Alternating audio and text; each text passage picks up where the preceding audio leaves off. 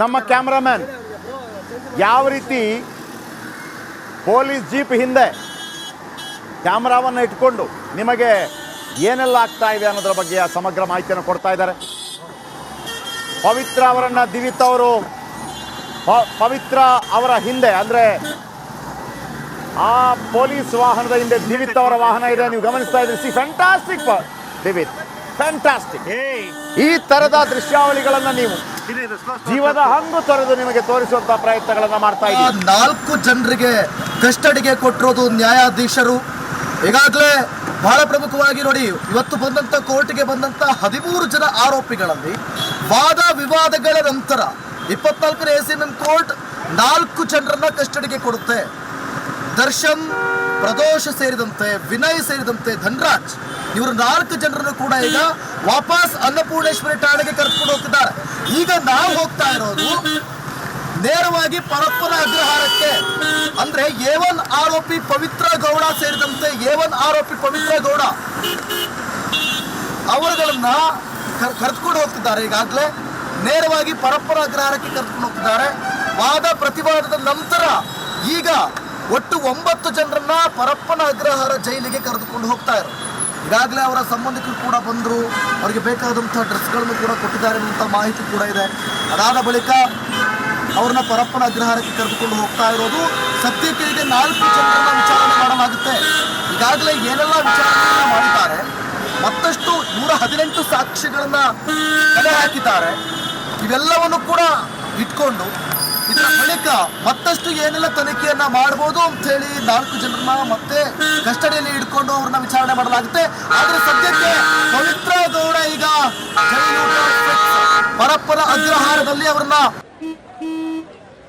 ನಡಿ ಈಗ ಶುರು ಮಾಡೋಣ. ಕೇಸರಿಯಿಂದ ಮನೋಲ್ಲಾಸ ಮನಸ್ಸು ಮತ್ತೇರಿ ಕುಣಿದಾಡಿದೆ ನೋಡು, ಮನಸ್ಸು ಮತ್ತೇರಿ ಕುಣಿದಾಡಿದೆ ನೋಡು. ಕ್ಷಣ ಕ್ಷಣವೂ ಆಚರಿಸಿ ಕೇಸರಿ ಹಬ್ಬ. ವಿಮಲ್ ಬಾಯಲ್ಲಿ ಹೇಳಿ ಕೇಸರಿ. ಇವತ್ತು ಅವ್ರನ್ನ ಇರಿಸಲಾಗುತ್ತೆ. ಇಂದಿನಿಂದ ಮತ್ತಷ್ಟು ವಿಚಾರಣೆ ಆಗೋವರೆಗೂ, ಚಾರ್ಜ್ ಶೀಟ್ ಫೈಲ್ ಆಗೋವರೆಗೂ ಕೂಡ ಒಂದು ರೀತಿಯಲ್ಲಿ ಇವರಿಗೆ ಸಂಕಷ್ಟ ತಪ್ಪಿದ್ದಲ್ಲ. ನೋಡೋಣ. ಮತ್ತೊಂದು ಕಡೆಗೆ 4 ಜನರ ವಿಚಾರಣೆ ಕೂಡ ಈಗಾಗಲೇ ಏನು ದರ್ಶನ್ ಮನೆ ಆಯಿತು, ಪವಿತ್ರ ಗೌಡ ಅವ್ರ ಮನೆ ಆಯಿತು, ಶೆಡ್ ಆಯಿತು, ಎಷ್ಟೆಲ್ಲ ಅಂಶಗಳನ್ನು, ಸಾಕ್ಷ್ಯಗಳನ್ನು, ಮಾಹಿತಿಗಳನ್ನು ಕಲೆ ಹಾಕಿರುವಂಥ ಪೊಲೀಸರು, 118 ಸಾಕ್ಷ್ಯಗಳನ್ನು ಕಲೆ ಹಾಕಿರುವಂಥ ಪೊಲೀಸರು, 28 ಜಾಗದಲ್ಲಿ ಏನು ಮಹಜರವನ್ನು ಮಾಡಿರುವಂಥ ಪೊಲೀಸ್ನವರು ಇನ್ನಷ್ಟು ತನಿಖೆಗೆ ಆಗ್ರಹ ಅಂದರೆ ಕೇಳ್ಕೊಂಡಿರೋದು. ಆಕ್ಷೇಪಗಳು ಬಂದವು. ದರ್ಶನ್ ಅವರು ಯಾಕೆ ಕಸ್ಟಡಿಗೆ ಅವಶ್ಯಕತೆ ಇಲ್ಲ ಅಂಥೇಳಿ ಆಕ್ಷೇಪಗಳು ಮೊದಲಿನಿಂದ ಕೂಡ ಬರ್ತಾ ಇದೆ. ಇವತ್ತಿಗೆ 10 ದಿನಗಳವರೆಗೂ ಕೂಡ ಕಸ್ಟಡಿಯಲ್ಲಿದ್ದಂಥ ಪವಿತ್ರ ಗೌಡ, ದರ್ಶನ್ ಸೇರಿದಂತೆ ಒಟ್ಟು ಎಷ್ಟು 17 ಜನ ಆರೋಪಿಗಳು ಈಗ 13 ಜನ ಆರೋಪಿಗಳನ್ನು ನ್ಯಾಯಾಲಯಕ್ಕೆ ಹಾಜರುಪಡಿಸಿ ವಾದ ಪ್ರತಿವಾದಗಳು ಆಯಿತು. ಅದಾದ ಬಳಿಕ 4 ಜನರನ್ನ ಕಸ್ಟಡಿಗೆ ತೆಗೆದುಕೊಂಡಿರೋದು.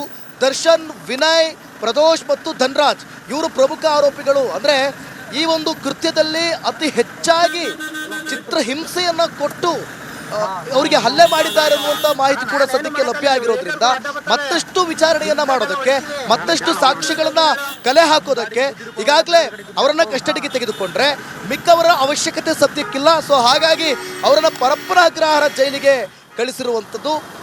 ಸೊ ಯಾವ ರೀತಿಯಾಗಿ ತನಿಖೆ ಸಾಗ್ತಾ ಹೋಗುತ್ತೆ, ಮತ್ತಷ್ಟು ಸಾಕ್ಷ್ಯಗಳನ್ನು ವಶಪಡಿಸಿಕೊಳ್ಳುವಂಥ ಪೊಲೀಸ್ನವರು, ಜೊತೆಗೆ FSL ರಿಪೋರ್ಟ್ ಕೂಡ ಬರಬೇಕಿದೆ. ಈಗ ಏನೇನೆಲ್ಲ ಆಗ್ತಾ ಇದೆ ಅಂತ ಹೇಳಿ ಅಂದರೆ ಚಾರ್ಜ್ ಶೀಟ್ನಲ್ಲಿ ಎಲ್ಲವನ್ನು ಕೂಡ ಬರೆಯಬೇಕಿದೆ, ಚಾರ್ಜ್ ಶೀಟ್ ಫೈಲ್ ಮಾಡಬೇಕಿದೆ, ಅದರಲ್ಲಿ ಎಲ್ಲ ಸಾಕ್ಷ್ಯಗಳನ್ನು ಕೂಡ ಬರೆಯಬೇಕಿದೆ. ಮತ್ತಷ್ಟು ಈಗಾಗಲೇ ಏನು ಹೋಟೆಲ್ನಲ್ಲಿ ಆದಂಥ ಮಹಜರು ಪ್ರಕ್ರಿಯೆ ಒಂದು ರಿಪೋರ್ಟ್ ಕೂಡ ಬರಬೇಕಿದೆ. ಮತ್ತು ಬಟ್ಟೆ ಅಂಗಡಿಯಲ್ಲಿ ಆದಂಥ ಮಹಜರು ಪ್ರಕ್ರಿಯೆ, ಅದರಲ್ಲಿ ಚಿಕ್ಕಣ್ಣ ಇದ್ರು, ನಟ ಚಿಕ್ಕಣ್ಣ ಇದ್ರು ಅನ್ನುವಂಥ ಮಾಹಿತಿ ಕೂಡ ಸಿಕ್ಕಿರೋದ್ರಿಂದ ಅದೊಂದು ರೀತಿಯಲ್ಲಿ ಅರ್ಧ ಮಾಹಿತಿ ಸಿಕ್ಕಿರೋದ್ರಿಂದ ಸಂಪೂರ್ಣವಾದಂಥ ಮಾಹಿತಿ ಸಿಗೋವರೆಗೂ ಕೂಡ ಸಂಪೂರ್ಣ ಮಾಹಿತಿಯನ್ನು, ಸಂಪೂರ್ಣ ಸಾಕ್ಷ್ಯವನ್ನು ಕಲೆ ಹಾಕೋದಕ್ಕೋಸ್ಕರ ಈಗಾಗಲೇ 4 ಜನರನ್ನ ಕಸ್ಟಡಿಗೆ ತೆಗೆದುಕೊಂಡಿರುವಂಥದ್ದು ನೀವು ದೃಶ್ಯದಲ್ಲೂ ಕೂಡ ನೋಡ್ತಾ ಇದ್ದೀರಿ. ಸೊ ಬಹಳ ಪ್ರಮುಖವಾಗಿ ಈಗ ಪವಿತ್ರ ಗೌಡ ಸೇರಿದಂತೆ ಏನು ಒಟ್ಟು 9 ಜನ ಆರೋಪಿಗಳನ್ನು ಕರೆದುಕೊಂಡು ಹೋಗಲಾಗ್ತಾ ಇದೆ. ಸಾಕಷ್ಟು ಬಿಗಿ ಭದ್ರತೆಯಲ್ಲಿ ಅವರನ್ನು ಪೊಲೀಸ್ ಸಿಬ್ಬಂದಿಗಳು ಕೂಡ ಇಲ್ಲಿ ಇರೋದು. ಅವರೆಲ್ಲರೂ ಕೂಡ ಈಗ ಪರಪ್ಪನ ಅಗ್ರಹಾರ ಜೈಲಿಗೆ ಅವ್ರನ್ನ ಕರೆದುಕೊಂಡು ಹೋಗಲಾಗ್ತಾ ಇದೆ. ನಮ್ಮ ಗಾಡಿಗೆ ಗುದ್ದಿರು ಪರವಾಗಿಲ್ಲ, ಬೇರೆ ಗಾಡಿ ಗುದ್ಬಿಡಪ್ಪ.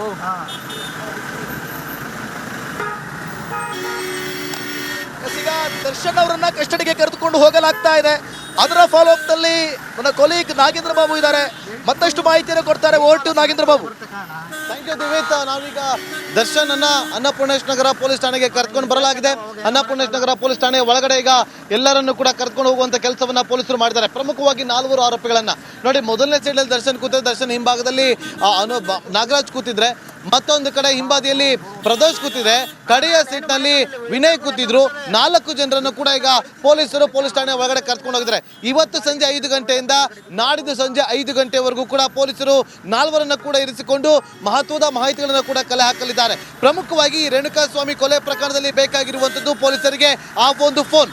ರೇಣುಕಾಸ್ವಾಮಿ ಬಳಕೆ ಮಾಡ್ತಾ ಇದ್ದಂತ ಫೋನ್ಗಾಗಿ ಈಗ ಹುಡುಕಾಟವನ್ನು ನಡೆಸಬೇಕಾಗಿದೆ. ಹಾಗಾಗಿ ಆ ಫೋನ್ ಸಿಗುತ್ತೋ ಇಲ್ವೋ ಅನ್ನೋದ್ರ ಬಗ್ಗೆ ಒಂದು ಕಡೆ ಕುತೂಹಲ ಇದ್ರೆ, ಮತ್ತೊಂದು ಕಡೆ ಇವತ್ತು ಸ್ಪೆಷಲ್ ಪಬ್ಲಿಕ್ ಪ್ರಾಸಿಕ್ಯೂಟರ್ ಕೂಡ ಇದೇ ವಿಚಾರವನ್ನ ಪ್ರಸ್ತಾಪ ಮಾಡಿ ಎಲ್ಲರೂ ಕೂಡ ಈ ಒಂದು ಫೋನ್ ಅನ್ನು ನಾವು ಹುಡುಕಾಟವನ್ನು ನಡೆಸಬೇಕು, ಆ ಫೋನ್ ಅನ್ನ ನಾವು ರಿಕವರಿ ಮಾಡಬೇಕಾದಂತ ಹಿನ್ನೆಲೆಯಲ್ಲಿ ನಮಗೆ ಆ ಒಂದು ಫೋನ್ ಅವಶ್ಯಕತೆ ಇದೆ ಅಂತ ಹೇಳಿ ಆ ಒಂದು ವಿಚಾರವನ್ನ ಪ್ರಸ್ತಾಪ ಮಾಡಿ ಅಲ್ಲಿ ಪೊಲೀಸರು ಕಸ್ಟಡಿಗೆ ಪಡೆದುಕೊಂಡಿದ್ದಾರೆ. ಹಾಗಾಗಿ ಈಗ ಕಸ್ಟಡಿಗೆ ಪಡೆದುಕೊಂಡಿರುವಂತಹ ಪೊಲೀಸರು 4 ದಿನ ಎಲ್ಲರನ್ನ ಕೂಡ ಯಾವ ರೀತಿಯಾಗಿ ವಿಚಾರಣೆಯನ್ನು ನಡೆಸ್ತಾರೆ ಅನ್ನೋದು ಕೂಡ ನಾವೀಗ ಗಮನಿಸಬೇಕಾಗುತ್ತೆ. ಅನ್ನಪೂರ್ಣೇಶ್ ನಗರ ಪೊಲೀಸ್ ಠಾಣೆಗೆ ಈಗ ಎಲ್ಲರನ್ನು ಕೂಡ ಕರೆದುಕೊಂಡು ಬರಲಾಗಿದೆ. 4 ಜನ ಆರೋಪಿಗಳನ್ನ ಕರೆದುಕೊಂಡು ಬಂದು ಈಗ ಪೊಲೀಸ್ ಠಾಣೆ ಒಳಗಡೆ ಕರ್ಕೊಂಡು ಹೋಗಿ ಅಲ್ಲಿ ಒಳಗಡೆ ಕರ್ಕೊಂಡು ಹೋಗಿರುವಂತ ಕೆಲಸವನ್ನು ಕೂಡ ಮಾಡಲಾಗ್ತದೆ. ನೋಡಿ, ಇಲ್ಲಿ ದೃಶ್ಯಗಳಲ್ಲಿ ಕೂಡ ಗಮನಿಸ್ತಾ ಇದೀವಿ ಯಾವ ರೀತಿಯಾಗಿ ನೋಡಿ ಆರೋಪಿಗಳಿರುವಂತಹ ವ್ಯಾನ್ ಈಗ ಒಳಗಡೆ ಹೋಗಿರುವಂಥ ದೃಶ್ಯವನ್ನು ಕೂಡ ಅಲ್ಲಿ ಗಮನಿಸ್ತಾ ಇದ್ವಿ. ಒಂದು ವಾಹನ ಈಗ ಒಳಗಡೆ ಹೋಗಿದೆ, ಎಲ್ಲರನ್ನು ಕೂಡ ಒಳಗಡೆ ಕರ್ಕೊಂಡು ಹೋಗಲಾಗಿದೆ. ದರ್ಶನ್, ಪವನ್, ಧನ್ರಾಜ್ ಜೊತೆಗೆ ವಿನೋದ್, ಪ್ರದೋಷ್ 4 ಜನ ಆರೋಪಿಗಳನ್ನ ಅನ್ನಪೂರ್ಣೇಶ್ ನಗರ ಪೊಲೀಸ್ ಠಾಣೆ ಒಳಗಡೆ ಈಗಷ್ಟೇ ಕರೆದುಕೊಂಡು ಹೋಗಿದ್ದಾರೆ. ಇಲ್ಲಿಂದ ಅವರನ್ನ ವಿಚಾರಣೆಯನ್ನು ಕೂಡ ನಡೆಸ್ತಾ ಹೋಗ್ತಾರೆ. ಯಾವ ರೀತಿಯಾಗಿ ಡ್ರಿಲ್ ಇರುತ್ತೆ ಅಂತೇಳಿ ನನ್ನ ಸಹೋದರಿ ಸುನಿಲ್ ಧರ್ಮಸ್ಥಳ ಕೂಡ ಇಲ್ಲೇ ಇದ್ದಾರೆ, ಅವ್ರನ್ನ ನಾನು ಮಾತಾಡ್ಸಿ ಹೋಗ್ತೀನಿ. ಸುನಿಲ್, ಈಗಿನಿಂದಲೇ ವಿಚಾರಣೆಯನ್ನು ಆರಂಭ ಮಾಡ್ತಾರಾ ಅಥವಾ ಸ್ವಲ್ಪ ಕಾಲಾವಕಾಶವನ್ನು ಕೊಟ್ಟು ವಿಚಾರಣೆ ನಡೆಸ್ತಾರಾ ಸುನಿಲ್?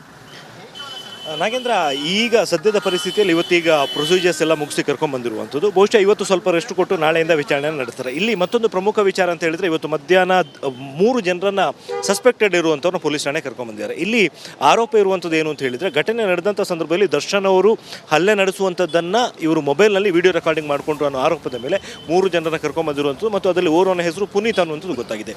ಇವ್ರನ್ನ ಈಗ ವಿಚಾರಣೆಗೊಳಪಡಿಸಿ ಅವ್ರ ಕಡೆಯಿಂದ ಎಷ್ಟು ಸಾಧ್ಯ ಆಗುತ್ತೋ ಅಷ್ಟು ಮಾಹಿತಿಗಳನ್ನು ಕಲೆ ಹಾಕುವಂಥ ಒಂದು ಪ್ರಯತ್ನವನ್ನು ಮಾಡ್ತಾರೆ. ಈ ಮಾತಾಡ್ತೀನಿ, ನಮ್ಮ ಕ್ಯಾಮ್ರಾಮನ್ಗೆ ಹೇಳ್ತೀನಿ. ಇಲ್ಲಿ ಒಂದು ಕಡೆ ದರ್ಶನನ್ನ ಕರ್ಕೊಂಡು ಬಂದ್ರು ಅನ್ನೋದು ಗೊತ್ತಾಗ್ತಾ ಇದ್ದಂತೆ ಯಾವ ರೀತಿಯಾಗಿ ಅಲ್ಲಿ ಎಲ್ಲರೂ ಕೂಡ ಬಂದು ಸೇರಿದೆ ಅಂತೇಳಿ ಗಮನಿಸ್ಬೋದು. ನೋಡಿ, ದರ್ಶನ್ ಕಸ್ಟಡಿಗೆ ಅಂತೇಳಿ ಗೊತ್ತಾಗ್ತಾ ಇದ್ದಂತೆ ಯಾವಾಗ ಪೊಲೀಸರು ದರ್ಶನ್ ಅಂಡ್ ಟೀಮನ್ನ ಕೋರ್ಟ್ಗೆ ಕರ್ಕೊಂಡು ಹೋಗ್ತಾರೋ ಆಗಿದ್ದಂಥ ಜನ ವಾಪಸ್ ಇಲ್ಲಿಗೆ ಕರ್ಕೊಂಡು ಬರೋದಿಲ್ಲ ಅಂತೇಳಿ ಎಲ್ಲರೂ ಕೂಡ ವಾಪಸ್ ಹೋಗ್ಬಿಟ್ಟಿದ್ರು. ಆದರೆ ಈಗ ಮತ್ತೆ ಎಲ್ಲರೂ ಕೂಡ ವಾಪಸ್ ಬಂದಿದ್ದಾರೆ. ಎಲ್ಲರೂ ಕೂಡ ಇಲ್ಲಿ ನಿಂತು ಮೊಬೈಲ್ಗಳನ್ನು ಹಿಡಿದುಕೊಂಡು ಡಿವಾಸ್ ಅಂತೇಳಿ fantastic reporting from the ground. Republic ಕನ್ನಡಕ್ಕೆ ದರ್ಶನ್ ಪರ ವಕೀಲ ರಂಗನಾಥ್ ಹೇಳಿಕೆ. ಪೊಲೀಸರು ಪ್ರತ್ಯಕ್ಷ ಸಾಕ್ಷಿ ಇದೆ ಎಂದು ವಾದ ಮಂಡಿಸಿದ್ದಾರೆ. ಪ್ರತ್ಯಕ್ಷ ಸಾಕ್ಷಿ ಅಂದರೆ ಈಗ ಸುನಿಲ್ ಹೇಳ್ತಾ ಇದ್ರು, ಇದೆಲ್ಲ ಆಗ್ತಾ ಇರಬೇಕಾದ್ರೆ ಮೊಬೈಲ್ ರೆಕಾರ್ಡಿಂಗ್ ಮಾಡಿಟ್ಕೊಂಡಿದ್ದಾರೆ, ಆ ಸಾಕ್ಷಿಗಳು ಸಿಕ್ಕಿದೆ ಅನ್ನುವಂಥ ಮಾಹಿತಿಗಳು ಬರ್ತಾ ಇದೆ. 30 ಲಕ್ಷ ಹಣ ರಿಕವರಿ ಮಾಡಿರೋ ಕಾರಣ ಕೊಟ್ಟು ಕಸ್ಟಡಿಗೆ ಕೇಳಿದ್ದಾರೆ. 30 ಲಕ್ಷ ಹಣ, ನೀವಾದರೂ ಅಷ್ಟೇ ಮನೆಯಲ್ಲಿ 2 ಲಕ್ಷಕ್ಕಿಂತ ಹೆಚ್ಚು ಹಣ ಇಟ್ಕೊಳ್ಳೋಂಗಿಲ್ಲ. ಒಂದು ವೇಳೆ ಯಾವುದಾದ್ರೂ ಕಾರಣಕ್ಕೆ ನೀವು 5 ಲಕ್ಷ 10 ಲಕ್ಷ ಮನೆಯಲ್ಲಿ ದುಡ್ಡಿಟ್ಟಿದ್ರೆ ನಿಮ್ಮ ಮನೆಗೂ ಕೂಡ ಸಂಬಂಧಪಟ್ಟ ಅಧಿಕಾರಿಗಳು ರೈಡ್ ಮಾಡೋದಕ್ಕೆ ಅಧಿಕಾರ ಇದೆ. ನೀವು ಹೇಳಬೇಕಾಗ ಆ ದುಡ್ಡು ಎಲ್ಲಿಂದ ಬಂತು ಅಂತ. ಅದೇ ಥರ 30 ಲಕ್ಷ ರೂಪಾಯಿ ಫಾರ್ ಎಕ್ಸಾಂಪಲ್ ಒಂದು ಚೀಟಿ ಕಟ್ಟಿರ್ತಾರೆ, 20 ಲಕ್ಷ ಇರುತ್ತೆ, ಹೇಳಬೇಕಷ್ಟೆ. ಅದಕ್ಕಿಂತ ಹೆಚ್ಚು ನೀವು ತೆಗೆದುಕೊಂಡು ಹೋಗೋದಕ್ಕೆ ಸಾಧ್ಯ ಇಲ್ಲ, ಇರೋದಿಲ್ಲ. ನೋಡಿ ಯಾವ ರೀತಿ ನಮ್ಮ ರಿಪೋರ್ಟರ್ಗಳು ಒಂದು ಮಾತನ್ನು ಇವತ್ತು ಸುನಿಲ್ ಧರ್ಮಸ್ಥಳ ಹೇಳ್ತಾ ಇದ್ರು. ನಮ್ಮ ರಿಪೋರ್ಟರ್ ಭಾಳ ಮುಖ್ಯವಾಗಿ ಯಾವ ಕಾರಣಕ್ಕೆ ಅಂತಂದರೆ, ನಮ್ಮ ಲಾಯರ್ ರಂಗನಾಥ್ ಅಂದರೆ ದರ್ಶನ್ ಪರ ವಕೀಲರು ಒಂದು ಮಾತನ್ನು ಹೇಳಿದ್ದಾರೆ, ಕೇಳಿಸ್ಕೊಳ್ಳಿ. ಈಗ ಬಹಳ ಆಶ್ಚರ್ಯಕರವಾಗಿ ಈಗ ಏನು ಪ್ರತ್ಯಕ್ಷ ಸಾಕ್ಷಿಗಳು ಯಾರೋ ದೊರಕಿದ್ದಾರೆ ಅನ್ನೋದು ಒಂದು, ಆ ನಿಟ್ಟಿನಲ್ಲಿ ವಿಚಾರಣೆ ನಡೆಸಬೇಕು ಅನ್ನೋದು. ಎರಡನೇದು, ಈ 37 ಲಕ್ಷ ರೂಪಾಯಿ ಹಣ ಏನು ದೊರಕಿದೆ ಅಂತ ಹೇಳ್ತಿದ್ದಾರೆ, ಆ ಹಣ ಎಲ್ಲಿಂದ ಬಂತು, ಅದರ ಬಗ್ಗೆ ಒಂದು ತನಿಖೆಯನ್ನು ಮುಂದುವರಿಸಬೇಕು ಅನ್ನೋದು ಅಭಿಯೋಜನೆಯ ವಾದ ಆಗಿತ್ತು. ಇದಕ್ಕೆ ನಮ್ಮ ತಕರಾರು ಏನಾಗಿತ್ತು ಅಂದರೆ, ನಮಗೆ ಸರ್ವೋಚ್ಚ ನ್ಯಾಯಾಲಯದ ಆದೇಶಗಳ ಪ್ರಕಾರ ರಿಮೈಂಡ್ ಅರ್ಜಿ ಹಾಗೂ ಬಂಧನದ ಕಾರಣಗಳನ್ನು ನೀಡದೇ ಇದ್ದಲ್ಲಿ ಆ ರಿಮೈಂಡ್ ಅರ್ಜಿ ಊರ್ಜಿತ ಆಗೋದಿಲ್ಲ ಅನ್ನೋದು ನಮ್ಮ ವಾದ ಆಗಿತ್ತು. ಅದು ಮಾನ್ಯ ಮ್ಯಾಜಿಸ್ಟ್ರೇಟ್ ಸಾಹೇಬರಿಗೂ ನಾವು ಅವರ ಗಮನಕ್ಕೆ ತಂದಿದ್ದೀವಿ. ಆದರೆ ಮಾನ್ಯ ಮ್ಯಾಜಿಸ್ಟ್ರೇಟ್ ಸಾಹೇಬರು ಅದನ್ನು ಗಮನಕ್ಕೆ ತೆಗೆದುಕೊಂಡು ಅವರ ಆರ್ಡರ್ ಶೀಟ್ನ ಪ್ರತಿ